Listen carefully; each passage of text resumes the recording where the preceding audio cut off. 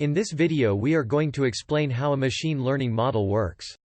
This information is necessary for you to perform the tasks required for our study. If you have never heard of machine learning and models before, don't worry, we are going to introduce the concepts you are going to need later on, when performing the actual tasks. So what is a machine learning model? A machine learning model is a computational model built by looking at historical data, so that a computer can learn how to make a specific set of decisions, in a specific context or domain. Don't worry, you don't need to know the details of how such models are built. You only need to grasp how a model is actually used to make such decisions and a little bit about how it works. You can imagine a machine learning model to be a sort of magic black box which receives some data as an input and produces an answer as an output. Let's take a look at a specific example. Now imagine that you work in a bank and somebody built a machine learning model to automatically decide which credit card applications from your customers should be declined, and which should be approved. Using the same diagram we have shown you before, you can now see that for this specific example, the machine learning model receives information about each application as an input, and it provides, for each application, a suggestion on whether the application should be approved or declined. Before we move on, it is important to clarify an important aspect about how a machine learning model makes such decisions. Each application in the credit card example is described by a number of predefined characteristics which we call features. Such features are used by the machine learning model to assign a specific suggestion, which we call a label. Still, we use the credit card application as an example. Here, each application is described by the features you see in this table, for example, credit history, and months since last delinquency. Here the model assigns to each application one of the two possible labels, either approve or decline. For the purpose of this study, you should then think of a machine learning model as an automatic procedure that takes as an input a specific set of objects and, by looking at the values of these objects, assigns to each one a specific label. Now that you have learned what a machine learning model can do and the concept of features and labels, it's time for us to provide more information about how a machine learning model makes such decisions. One way to describe this process is through the use of a set of rules. Using the credit card application example again. The way the machine learning model makes the decisions can be described by the set of rules that you see here. Basically, all the visual representations we are going to use consist of three parts. First, median values for each feature on the top.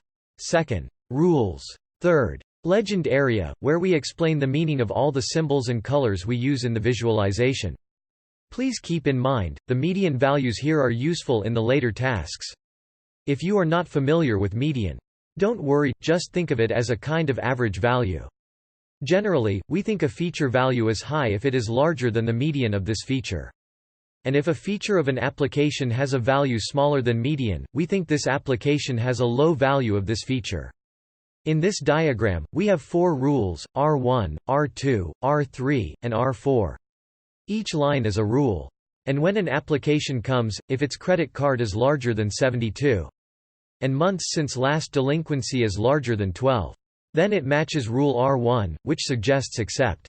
And if an application has a value of credit history smaller than 57, and a month since last delinquency value larger than 12. Then it matches rule R4, which suggests decline. As demonstrated, the color of each circle represents different labels, or suggestions in this credit card example. For the same set of rules R1, R2, R3 and R4, we can also present them in this way. In this table, each row is a rule, and each column represents a feature. For each rule in a row, the condition is placed at a specific column according to the feature it uses. Similarly, if an application has a value of credit card larger than 72, and months since last delinquency is larger than 12, then it matches rule R1, which suggests accept. And if an application has a value of months since last delinquency value smaller than 65, then it matches rule R3, which suggests decline. Keep in mind, a useful way of reading a rule is that a square on the right side always means the feature of this column is larger than the given value, and a square on the left means that this feature is smaller than the given value. For this set of rules, we can check those rules with suggestions that we are interested in. For example, we can find out the rows where the suggestion, accept, are given. Then we can look into the specific rule. Also, we can look at a specific column, and find out the rules that contain this feature. For example, here we want to know that what rules are using the feature trades with balance. So we check the column of trades with balance first, then we focus on the rule R2 because it has the condition, trades with balance smaller than 5. Here we can also find out that the median of trades with balance is 3. Similar to the previous visual representation, here we still put a condition to a specific column based on the feature this condition uses. However, here we use a black rectangle marked with values to represent the condition. If the rectangle is marked with two values, x and y, then it represents a range larger than x and smaller than y. And if the rectangle only has one value, x, marked on the left side, then it represents a range larger than x. For the rectangle with only value x marked on the right side, it means a range smaller than x. And a line with a dot on it marks the position of the median value of a feature. The median values are still presented on the top of the table. Here in this table, the third row represents the rule R3. If months since last delinquency is smaller than 65, then suggests decline. In this visual representation, numbers are located on the horizontal line according to their values. Numbers on the left are smaller than those on the right. For example, if we compare all the numbers that appear in the second column, 12 is one leftmost position because it is the smallest one. This makes visual comparison possible. If you want to compare a value with a range, now we can imagine the position of the value first based on other number positions, then we can just check whether this value position is covered by the range represented by black rectangles. For example, we want to know which condition range of the feature months since last delinquency contains the number 67. We locate 67 first, at least we know that it should be close to the median value 66 and on the right-hand side of 66.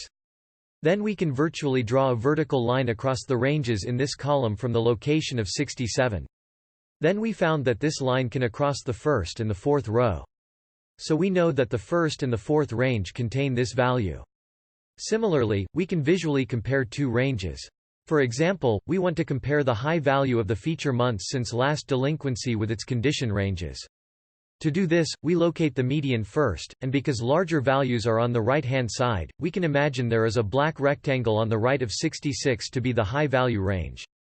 Then we can find that this high-value range overlaps the condition in rule R1, R2, and R4. Before we move on, it is important to highlight a couple of things about how the rules work. In practice, an application may match multiple rules or cannot match any rules. And then other metrics will be considered. But in this study, you only need to report the rules that match the given description in most cases. If a model suggestion should be reported based on the rules it matches, we will give you more instructions. Now that we have explained all the concepts necessary for our study, it's time for us to verify that you have learned them before we can move on to the next steps.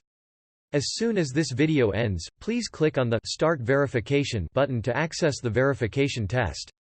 If you pass the test, we are going to introduce the tasks we need you to perform.